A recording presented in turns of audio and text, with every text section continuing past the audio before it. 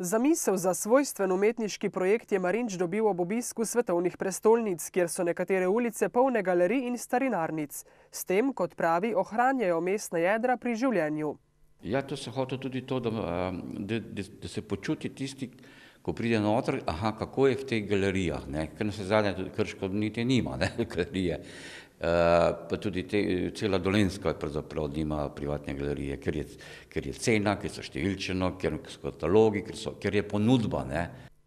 Ena od prednosti takšnih zasebnih galerij, pravi Marinč, je tudi osebni stik z umetnikom. Ja, to je pa res pomembno. Nisem si nikoli predstavljal, ampak me je eden rekel, da če ne bi me poznal, potem z menoj enkrat nekaj se pogovarjal, pa videl, ne vem, če bi prišel iz Maribora po sliko. Tako pa je prišel kar daleč, na vse zadnje. Med projektom bo, tako Marinč, zbiral dokumentacijo, ki bo vsebovala fotografije prostorov začasnih galerij, statistiko in vtise obiskovalcev. Galerija v Krškem je danes po 3 dneh zaprla svoja vrata.